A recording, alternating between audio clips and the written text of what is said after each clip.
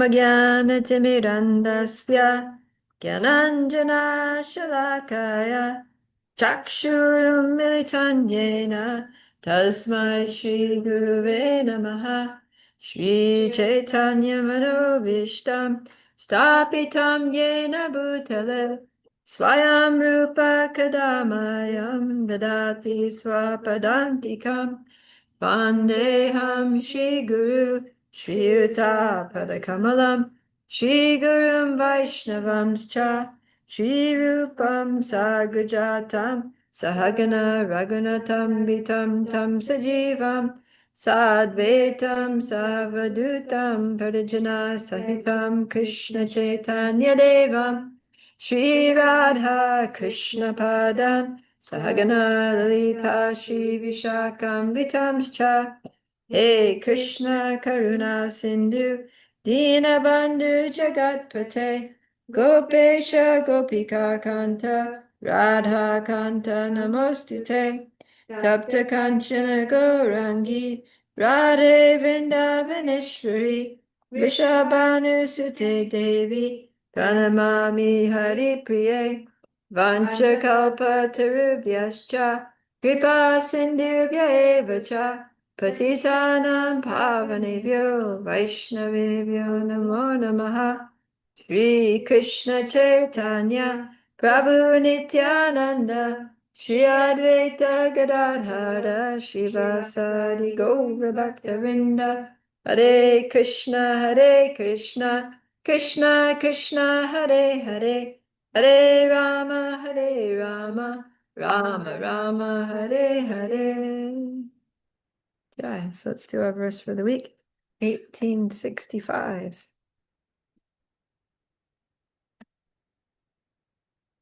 Manmana bhava madbhakto madhyaji mam namaskuru mame vaishyasi satyam te pratijane priyosime. Let's do it again. Manmana bhava madbhakto madhyaji mam namaskuru mame vaishyasi satyam te pratijane priyosime. Always think of me, become my devotee, worship me, and offer your homage unto me. Thus you will come to me without fail. I promise you this because you are my very dear friend. Okay, so we were talking yesterday about in text 64, Krishna saying, because I love you very much and I want what's best for you. I want your benefit. I am going to speak to you the most confidential instruction, right? Sarvagu yatamam bhuya, the most confidential of all. Paramam vacha, the supreme instruction. So then there are two parts to this instruction. The first one is what we just said. Always think of me, become my devotee, worship me and offer your homage unto me. Thus you will come to me without fail. I promise you this because you're my very dear friend. And yeah, that's where Prabhupada says, don't even divert your attention to other forms of Lord, just focus on Krishna. Mold your life in such a way that you always remember Krishna. Everything that you just do it for Krishna, in Krishna consciousness, like that. So now that's the first part. Now the second part of the instruction is text 66. And this is kind of the conclusion of Krishna's instructions in Bhagavad Gita. Sarvadharman parityajya mamekam sharanam vraja aham tvam sarva papebhyo mokshayishyami ma shichaha. Abandon all varieties of religion, just surrender unto me. I shall deliver you from all sinful reactions. Do not fear. Purport. The Lord has described various kinds of knowledge and processes of religion. Knowledge of the Supreme Brahman, knowledge of Super Soul, knowledge of the different types of orders and statuses of social life, knowledge of the renounced order of life, knowledge of non-attachment, sense and mind control, meditation, etc. He has described in so many ways different types of religion. Now, in summarizing Bhagavad Gita, the Lord says that Arjuna should give up all the processes that have been explained to him. He should simply surrender to Krishna. That surrender will save him from all kinds of sinful reactions, for the Lord personally promises to protect him. In the 7th chapter, it was said that only one who has become free from all sinful reactions can take to the worship of Lord Krishna. Thus, one may think that unless he is free from all sinful reactions, he cannot take to the surrendering process.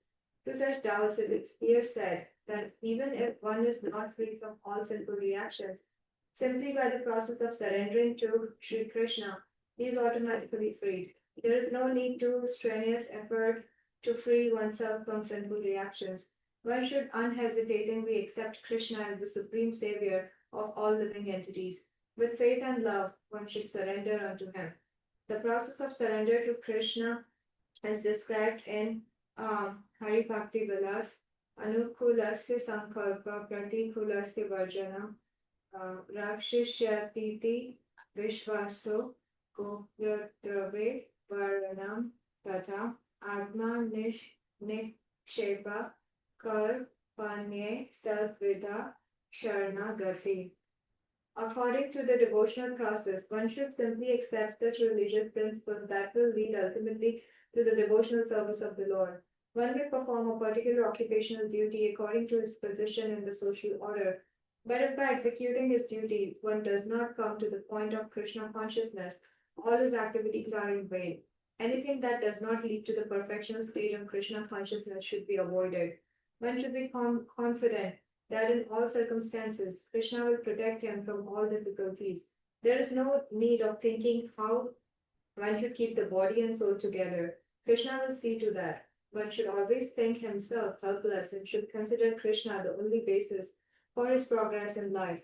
As soon as one seriously engages himself in devotional service to the Lord in full Krishna consciousness, at once he becomes freed from all contamination of material nature.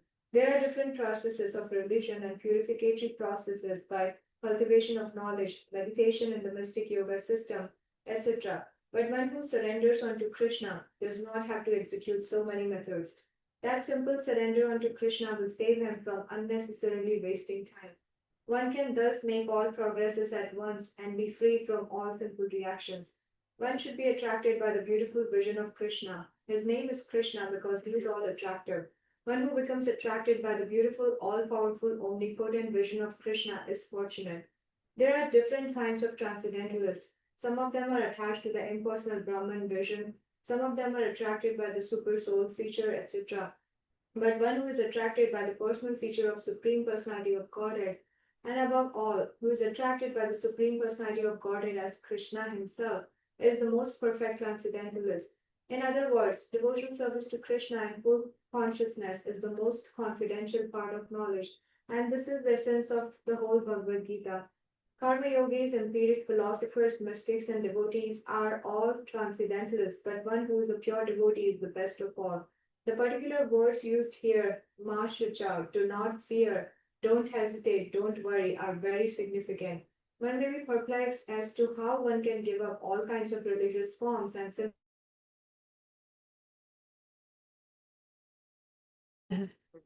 Yeah. So nice verse, nice purport. Yeah, so basically, in the Bhagavad Gita,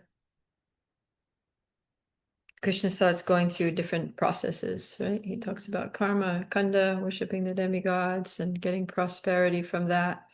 He talks about, even before he gets there, even before he gets to this point, he already rejects the demigod worship. He says you can do that, and yeah, you'll get material benefits, material prosperity, but those fruits that you get from the demigods are limited and temporary. So an intelligent person doesn't waste their time with temporary, limited results when they could get unlimited, permanent, eternal results from worshiping Krishna. So, but anyways, he introduces that process, and then he goes into karma yoga, working, perform your prescribed duty according to varnashram, and try to do it for the satisfaction of the Lord. And he goes into buddhi yoga, just fix your intelligence, be knowledgeable, right? Or Sankhya yoga, know the difference between matter and spirit and all the different elements and how they're all not you. You're not matter. And then he goes into dhyana yoga, meditation, right? Sit, back straight, eyes fixed on the tip of the nose, meditate, be silent and remove yourself from the general population. And yeah, try to control the mind and focus on the super soul. So then he gets to bhakti yoga. And basically he's like, everything, yeah, bhakti yoga begins from the point of surrendering to Krishna. So that he's saying, abandon all the other processes, abandon all these preliminary things that I told you about, all these other varieties of religion, and just surrender to him. Just, worship him with love and devotion. And then somebody might think, oh, but if I don't worship the demigods, if I don't do the offerings for the ancestors, if I, don't do some process of atonement for my sins, if I don't, because in performing my prescribed duty, there's so many faults. Krishna even says in every endeavor, there's some fault. So what am I going to, I need to rectify the faults that come in the course of doing my prescribed duties. Responsibilities. How can I just surrender? How can I just, and Krishna's like, no, just forget about, he's like, and now you're asking me to surrender? And Krishna says, yes, just forget about all these other things. Don't worry about the forefathers. Don't worry about the demigods. Don't worry about your debts. Don't worry about your, your varnashram designation. Just surrender to Krishna. And Krishna says, I will deliver you from all sinful reactions. I'll pay all your debts. I'll fulfill all your responsibilities. I'll totally take care of you. I'll protect you from any, possible harm that could come to you if you just surrender to me. So that's what Prabhupada is saying here, that surrender will save him from all kinds of sinful reactions, for the Lord personally promises to protect him. So powerful. Yeah. It says, don't fear, don't hesitate, don't worry are very significant mantras. Yeah. Yeah, because we have all these like hang-ups, we have all these hesitations and, oh, but what about this and what about that and what about this? Okay, Krishna, I surrender to you, but. Yeah.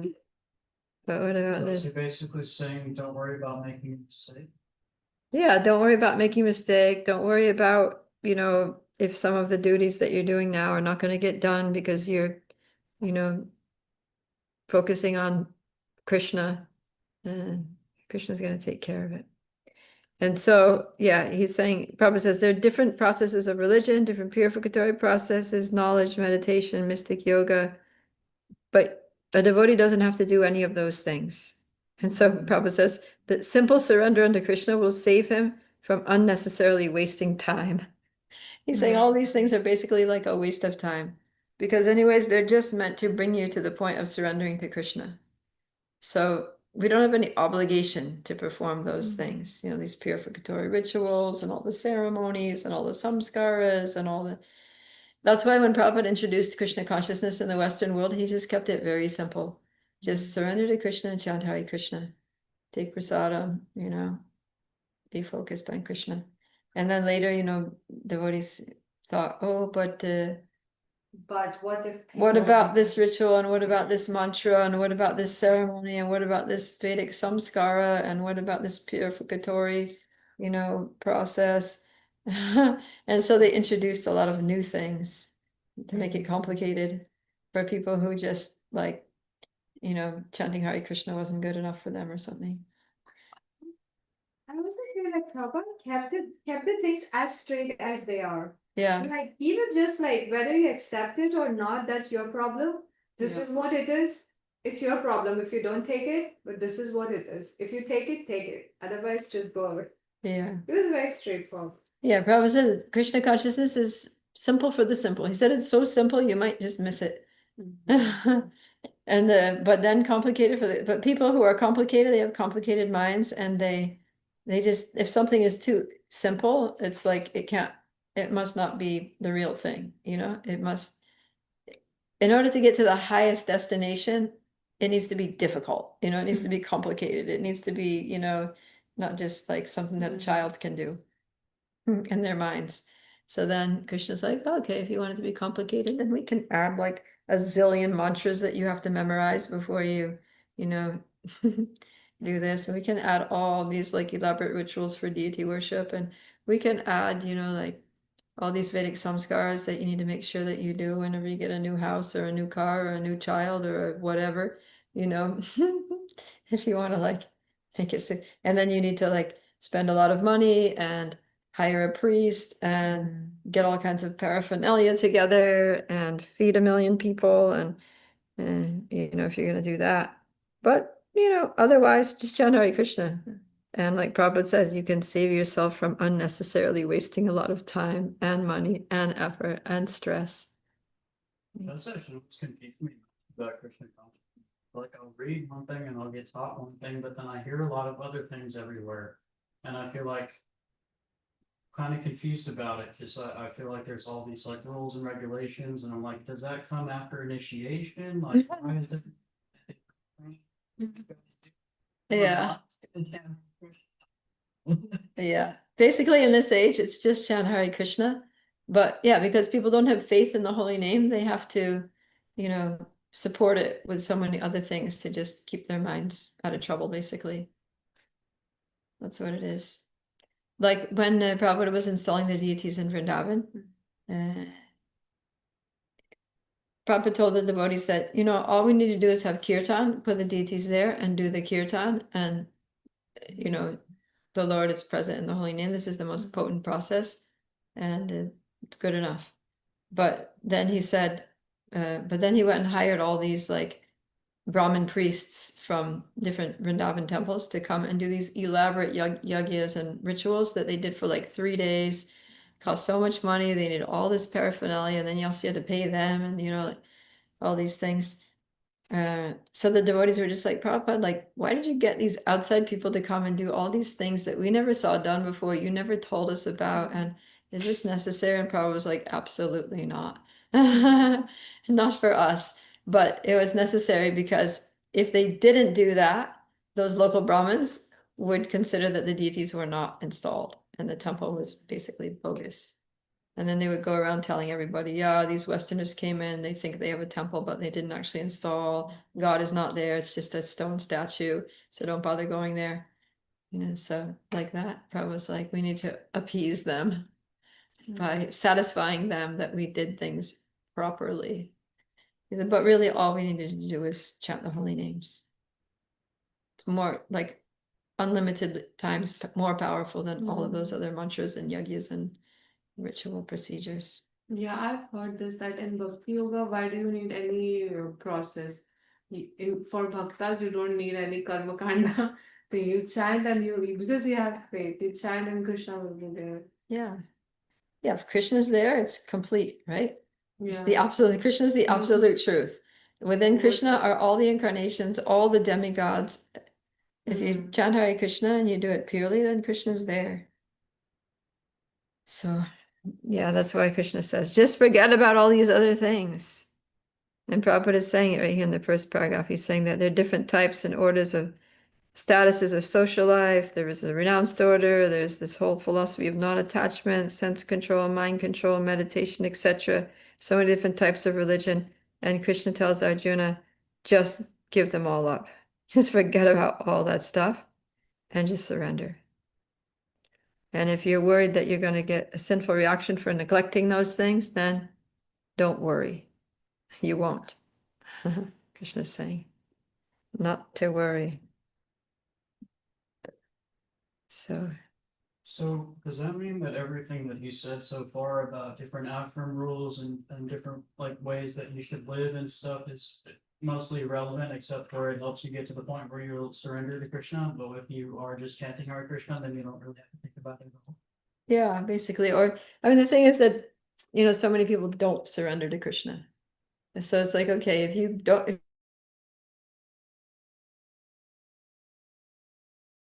then do those other things, right? Like we read that in chapter 12, that Krishna says, just absorb your mind and always thinking about me undeviatingly, like that, and that way totally absorb yourself in thoughts of me with devotion.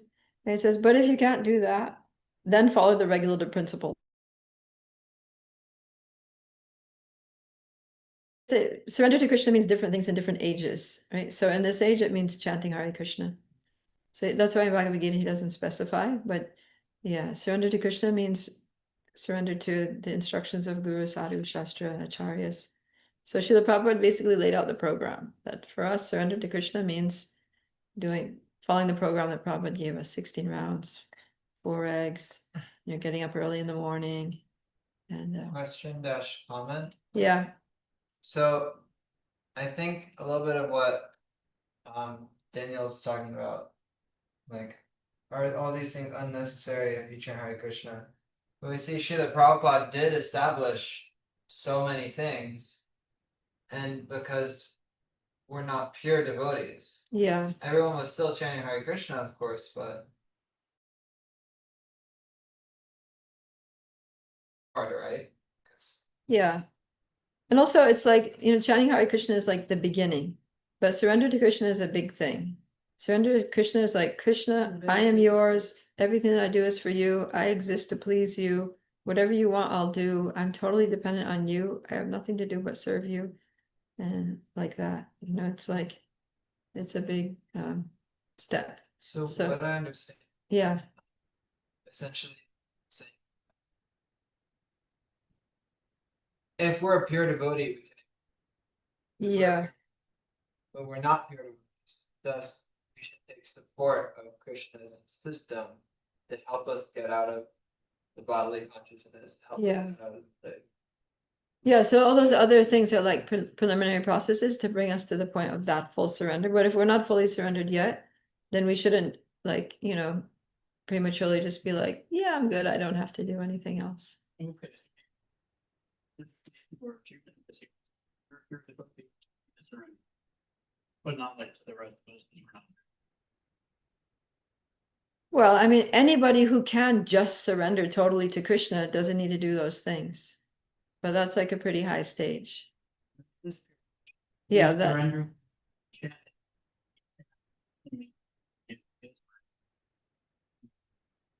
Really so much my effort for him as much as putting in time to chant, and then he meets me and allows me to. Because I can't surrender without Krishna. I think, I understand it as like, so if you're chanting, you're getting purification. So it's like you're getting a step closer toward becoming more pure.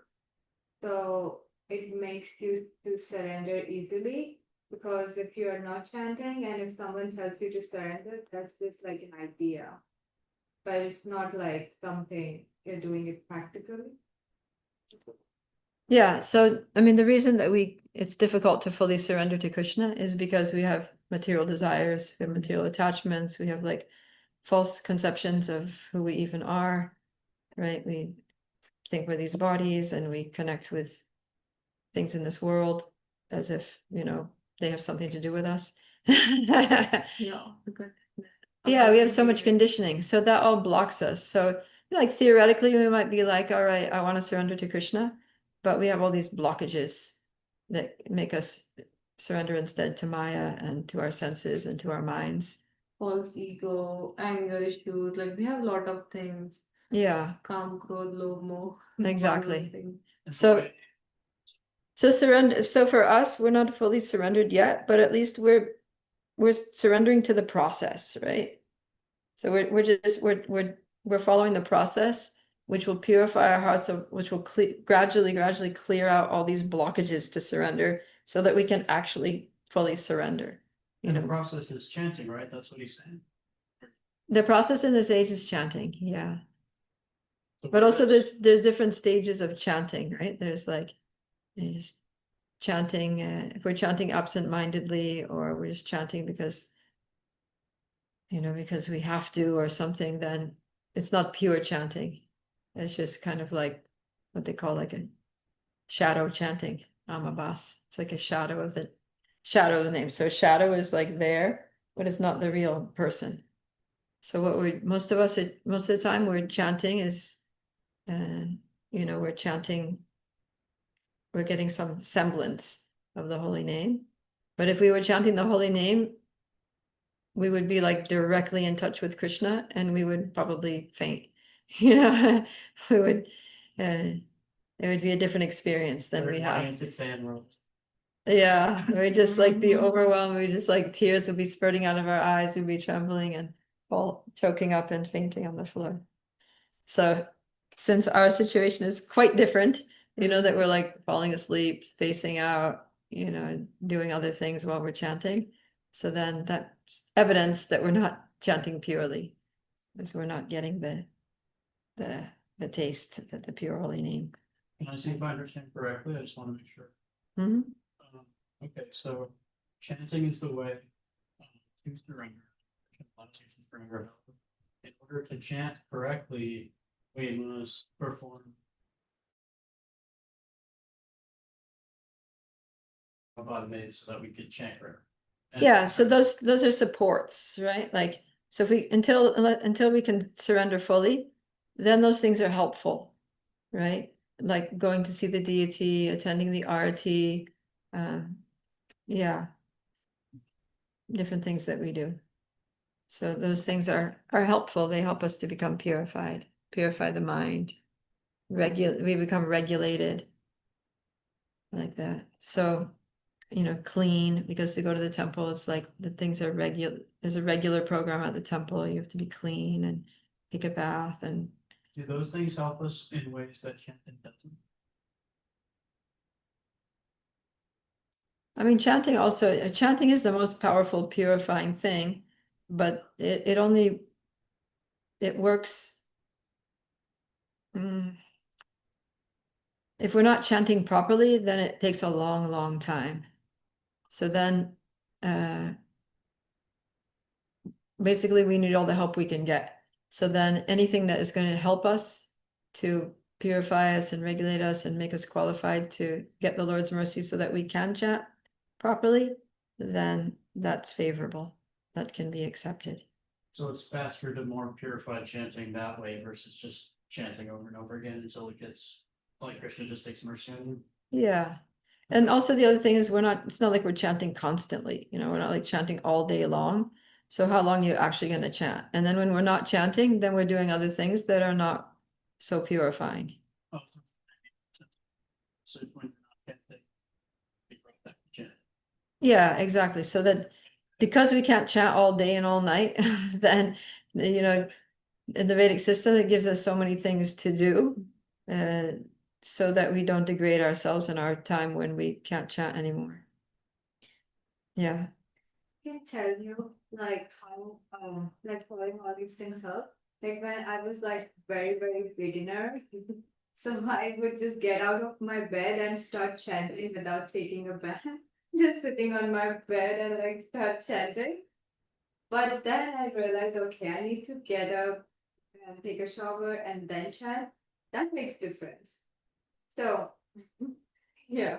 I think to be in mode of goodness and to be actively chanting with otherwise if we are lethargic, our mind will be somewhere or we might be sleeping in while chanting. Yeah, even now. So the things that we do in the morning are they're like preparing us to be able to chant better, right? Like if you go to the temple Mangalarti, it's like you see the deity, you worship the guru. So then you get the blessings of the deity, you get blessings of guru, and then after you get blessings of Tulsi, and then you sit down and chant. And then that's better than just sitting in your bed and chanting. You're gonna chant better.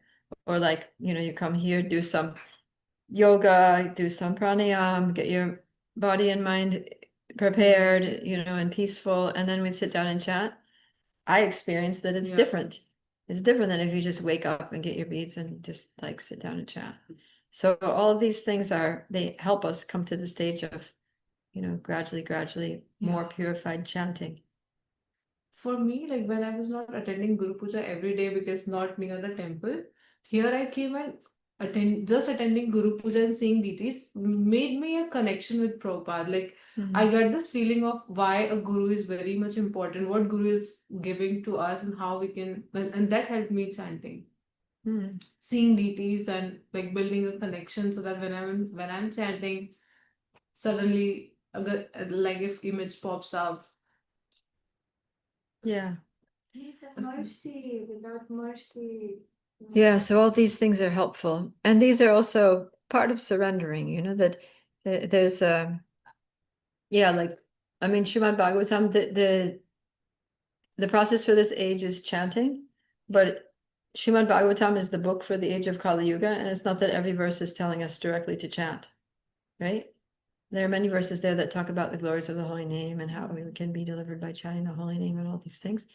But there's so much there that's like not direct and a whole spiritual culture which supports chanting. Right, so that's what all these other things are, right? Controlling the mind, detachment, yoga, all these things, they engage us and they also create a culture, right? Like if you have a seed, you can just put it in water with nutrients and it'll sprout and it might grow, right? But if you put it in a nice soil and you fertilize it and give it Because- sunshine, yeah, it's like you cultivate it, right? So bhakti is a cultivation. So the holy name is Krishna, and we're trying to reestablish our relationship with Krishna by chanting his holy name. But that is going to be most successful and it's going to thrive in an environment, right, which is favorable. So all these other things create the favorable environment for, our chanting of the holy name to take place. Right, living in a devotee community, having the deities here, having prasadam from the Mahaprasadam, kirtan, everything, that goes on. Yeah. So you get somewhere. You can- Exactly. Yeah. And the deities are important because the deities bring everybody together, right? Because if there wasn't a temple, right, who's going to come together? We're not going to go stand in the field there, right? We're not going to like go to someone else's house at 7 o'clock in the morning and be like, hey, let's chant together. But the temple is there, so it's like an epicenter. It's like a place to everyone to congregate and focus on Krishna and chant Hare Krishna. And then if you're going to have the deities, then there has to be, some worship. You can't just put them there for your, something pretty to look at. We can't just put Krishna there, like, for our, like, all right, your being here is going to help me, chant. It's like we also have like Krishna's a person, so we have to feed him, we have to dress him and bathe him and decorate him. And so if we're going to invite him, we have to receive him well. And then that requires a lot of rituals and things because that's the process for deity worship. But ultimately, it's all for the purpose of helping us to chant, right? All these things are helping us to actually come to the stage of pure chanting. Thank you for clarifying. Yeah. So when we surrender to the process, it's like, we surrender to chanting, which is the essence of it. But we also it's kind of like a whole package. Prabhupada gave us like a package. Question, comment? Yeah. So I heard somewhat like we started to grow. So Yeah. is this like we started to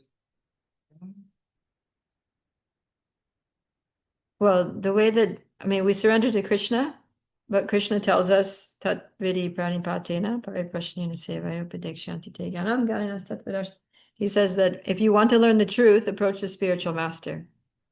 So surrender to Krishna means following Krishna's instructions, and Krishna says, learn about me from a guru. So then that's what we do. Yeah, otherwise we're gonna just speculate and go around. We won't be able to reach to Krishna. Yeah. So surrender to Guru means surrender to Krishna because that's what Krishna is telling us to do. Otherwise, if we think, I don't need a guru, I'll just approach Krishna. Krishna's like, that's not what I told you to do. So in what way do you think you're surrendering to me? Because I said to do something different. You're surrendering to your own mind.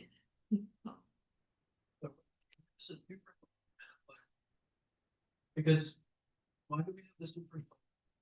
If we only need to listen to. Well, because how many people in the world are listening to a guru? Not very many, right? Not very many. Very small percentage. So, yeah, so then Super Soul is directing all the living entities, not just, devotees, but everybody, including animals and plants and, But you can't approach Krishna through the super soul, right? It's the path that the yogis take, right? That they meditate on the Lord in the heart, and then if they're like the perfection of their practices, that they realize that, okay, I'm a soul and the super soul's in my heart, and and then if they have devotion for the super soul, then by that devotion, Krishna will reveal himself that he's the source of the super soul. That's how they, Question on that? but usually they don't, it's hard for a yogi to come to that realization without association with devotees. So then devotees need to, the yogis need to like meet a devotee, and then they kind of get it. Like, oh my God, yeah.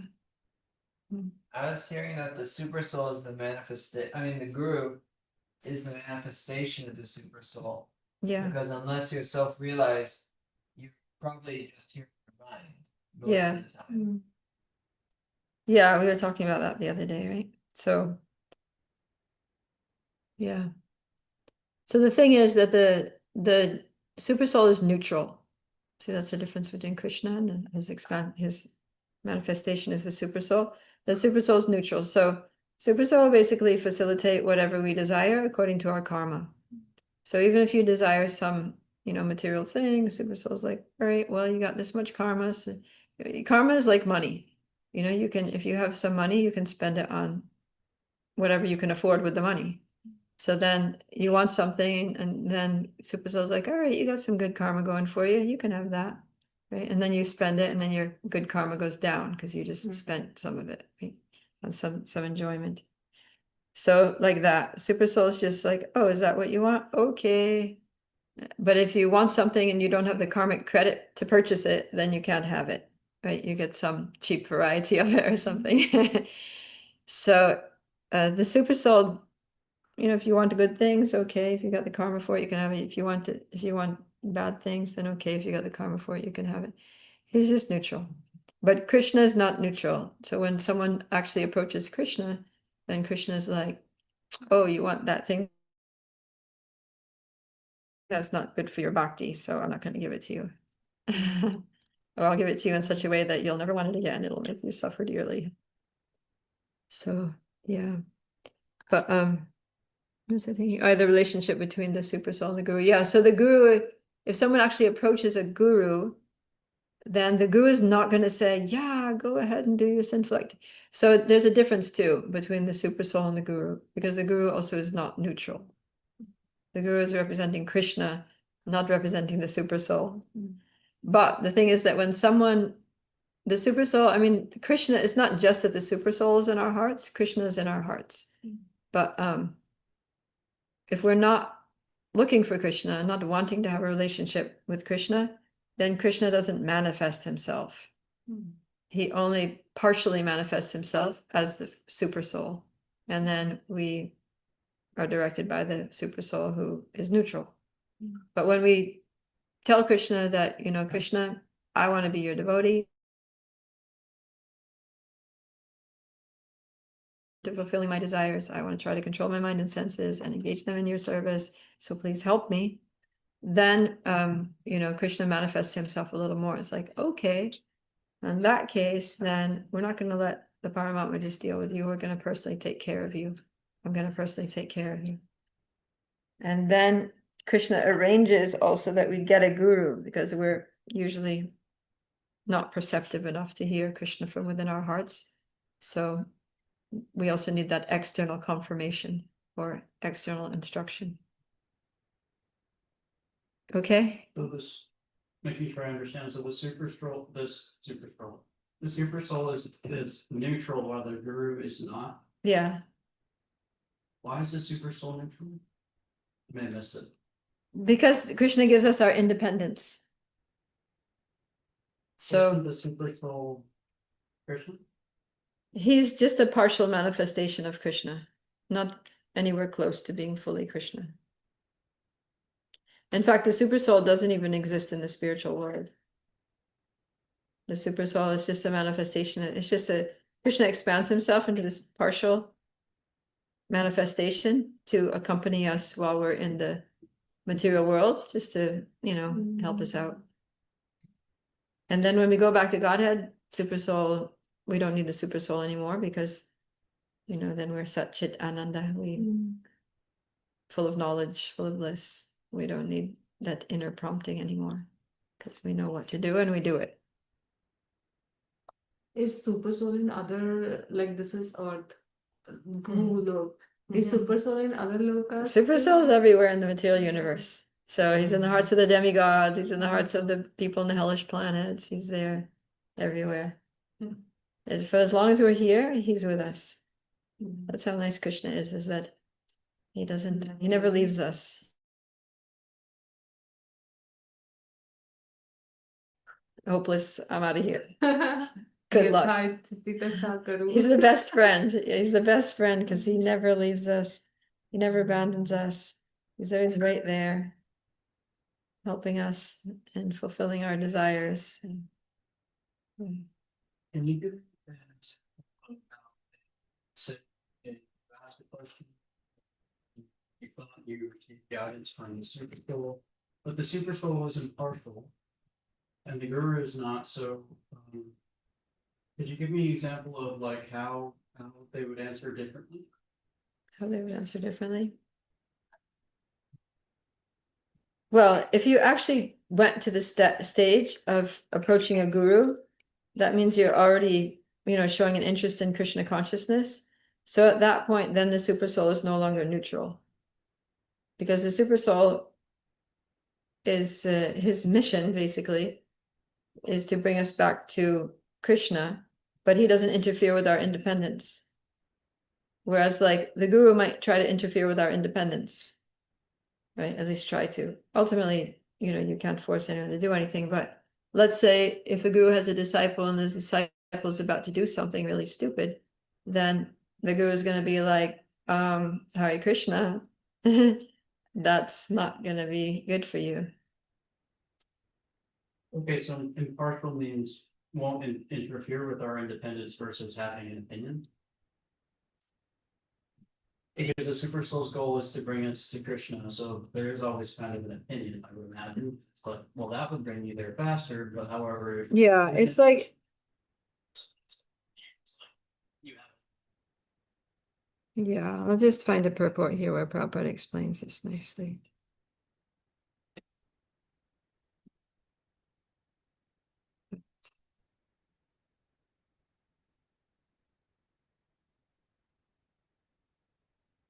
I thought it was. I think it's like 5:15.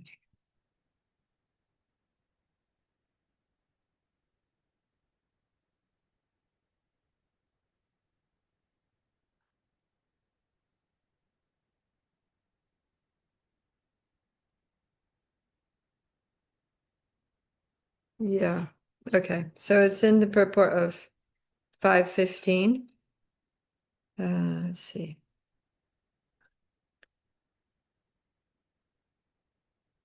So Srila Prabhupada says, the Lord is omnipotent, but the living entity is not. The Lord is Vibhu or omniscient, but the living entity is Anu or atomic.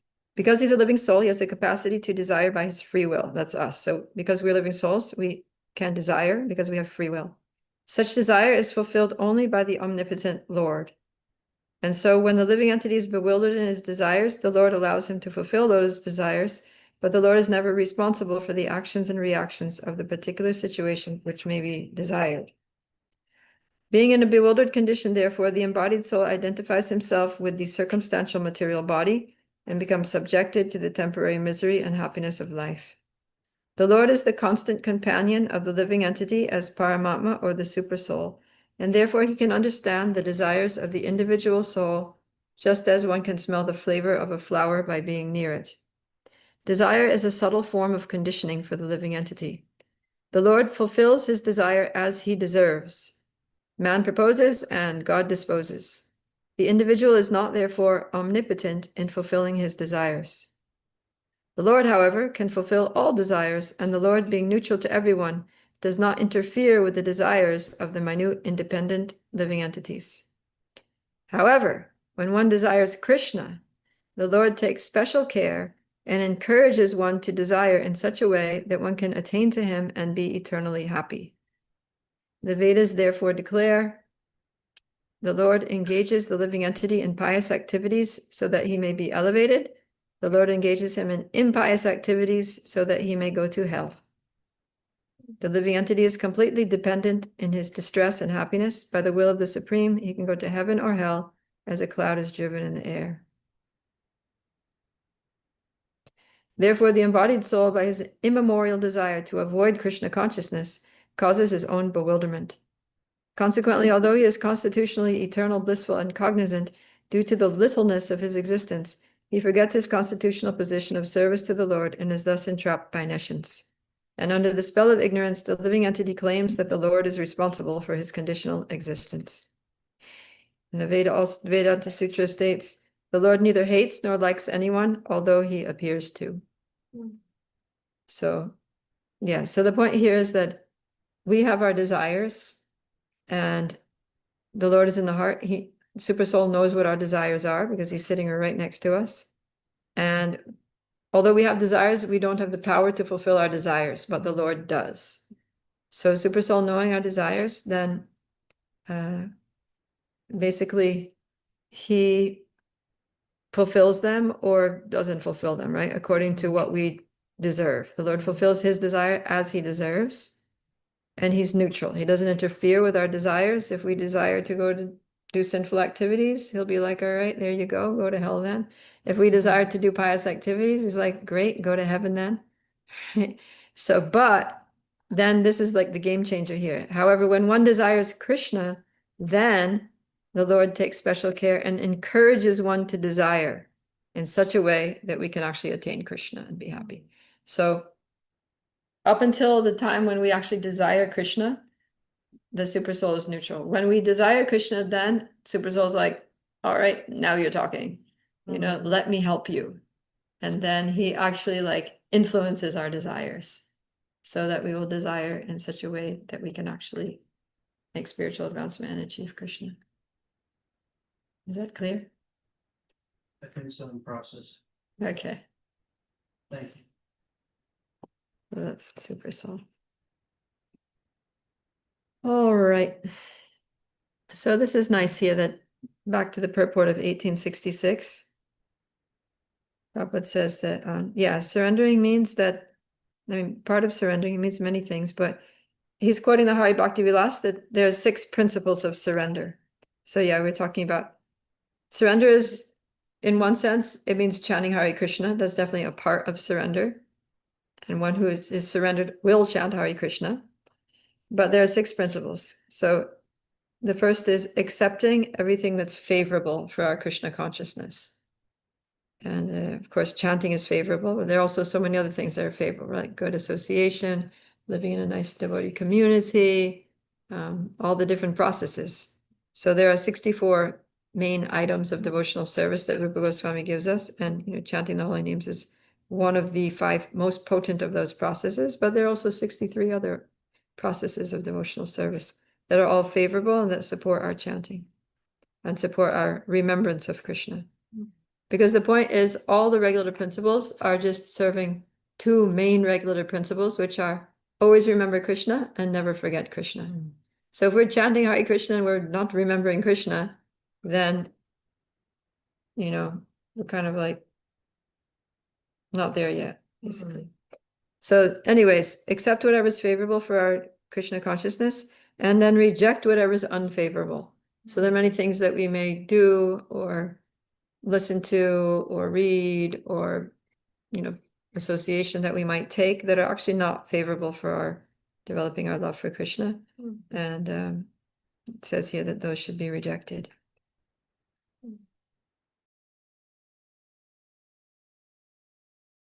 Accepting Krishna as your protector, that I don't need to worry too much, Krishna is going to protect me.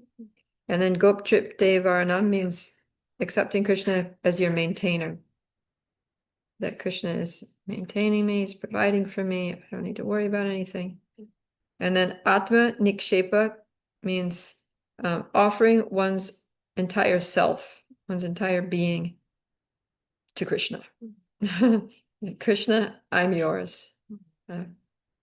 body, mind, spirit, intelligence, everything that I have.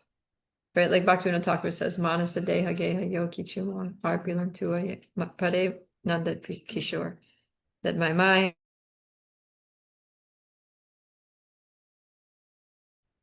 myself, my very soul, it's all yours. I offer it all to you in your service.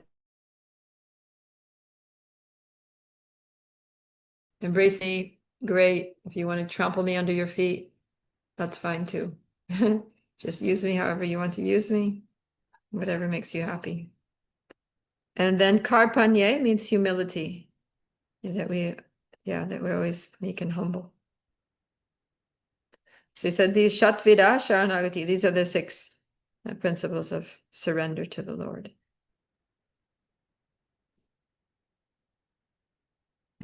Yeah, and Prabhupada said, yeah, so this is part of, he said one may perform a particular occupational duty according to his position in the social order. In other words, you can perform follow Varnashram, do your duties perfectly, all your prescribed duties. But if by doing that, one does not come to the point of Krishna consciousness, all his activities are useless. Anything that does not lead to the perfectional stage of Krishna consciousness should be avoided. And he says, don't worry about how to keep your body and soul together. Krishna will see to that. Right? So don't worry about how you're going to eat and where you're going to sleep and how you're going to have a roof over your head and what you're going to wear. Yeah. Krishna provides. And this Karpanye is also, one should always think himself helpless. That I'm totally helpless. I'm totally dependent on Krishna. Krishna is the only basis for my progress in life. And then just serve Krishna. Simple.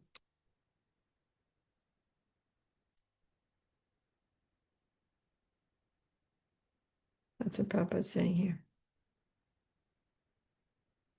Yeah, and by that total dependence and surrender to Krishna, then we get a lot of mercy from Krishna. We become very attracted to Krishna as personal form.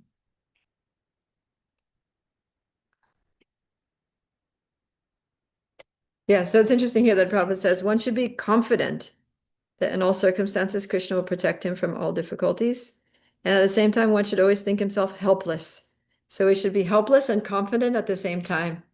So how's that?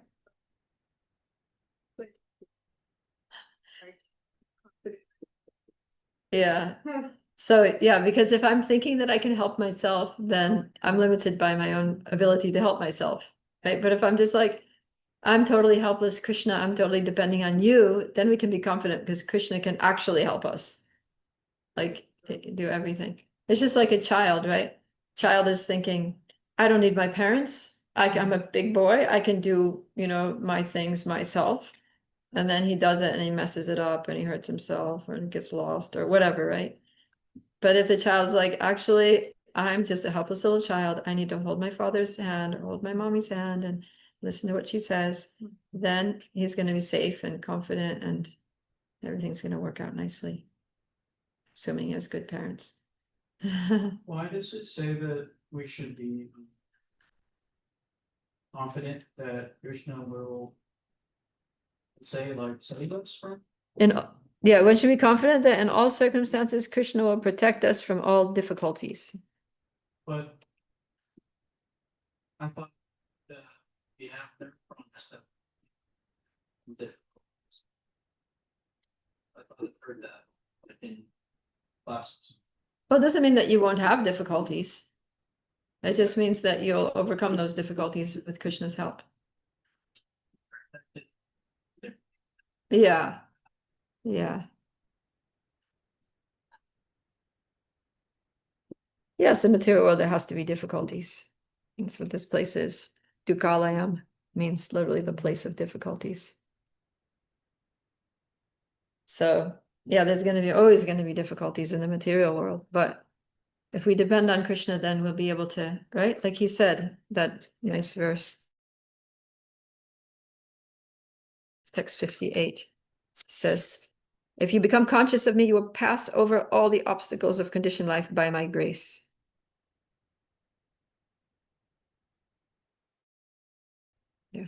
So in difficulty, we just need to become conscious of Krishna, surrender to Krishna, accept everything as Krishna's mercy, and then Krishna helps us through the difficulties. We overcome all the obstacles.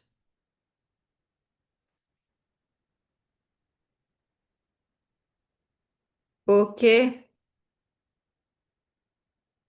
What does it say? Likes her? He knows how. He likes her to himself. Yeah, well, the thing is, he says, he says, I'm equal to everyone. I don't envy anyone, nor am I partial to anyone, but one who serves me with devotion is a friend, is in me, and I'm also a friend to him. So Krishna's not partial to anyone, but if someone spits in his face and turns his back and walks away, then Krishna's gonna have a certain attitude with that person. And if somebody else comes running up and Krishna, I love you, and gives him a big hug, Krishna's gonna be different with that person. Right? So it's not that he is predisposed positively or negatively towards another person, but he reciprocates with the way that with our attitude towards him. But if that person who once spit on him and walked away comes back and is like, oh Krishna, I'm really sorry I did that. Please accept me as your servant, then Krishna's gonna be like, sure. Because Krishna's love for us is unconditional, but he doesn't force us to love him. I see, so He loves all of us equally, but then he reciprocates with our attitude, our level of surrender to him. I see. I think like he doesn't hold all the actions and chain reactions of the laws of karma. That is his material energy. Is his material energy but against us, but he just is like, well, I mean, you don't want to be in bed. Yeah, Okay, you do want to be cool with you, so you stop. right, exactly. Yeah, so if we want to be his friends, he'll be friends. If we don't want to be friends, he'll be like, all right then. See you after some years or lifetimes. So which we don't like or dislike any than the other, we just don't like these. Exactly. Yeah, yeah, like that. That's exactly it. You got it. Yeah, Krishna's very cool that way. He gives us our independence and he loves us unconditionally. Yeah, he loves us unconditionally and he wants us to love him, obviously. But yeah, he doesn't interfere with our free will. So then if somebody wants to reject Krishna, forget about Krishna, then he's like, all right, go off and do your thing, but he stays with them as the super soul. He's still overseeing, right? He's still keeping an eye on them. It's like you're scared of me. It's okay.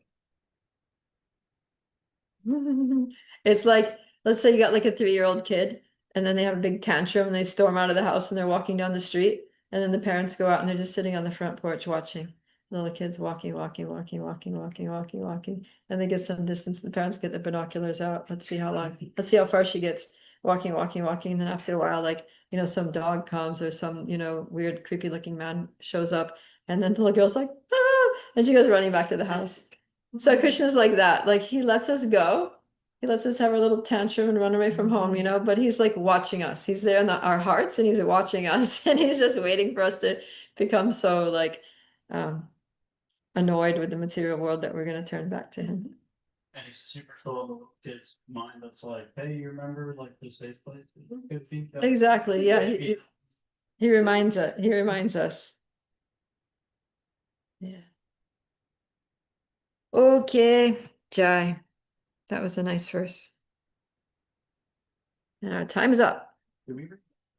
We read one big, long, important verse. See who's here. That was the paper. Oh, there's one person here who has a lot of questions. His name's Ronit Tyagi. He says, ma'am, please tell us about Lord Vishnu. Ma'am, did you observe Ekadashi fasting? I think my messages are not visible to you. Ma'am, make a video on Vishnu Sahasranam. All right, Ronit. I think there's a lot of videos on Vishnu Sahasranam out there. So you just Google that. And yeah, I usually wait till the end of class to see the messages because I pay my attention to the people who are like personally present or on Zoom where I can see them. Open the door and find out. And yes, I observe Ekadasi.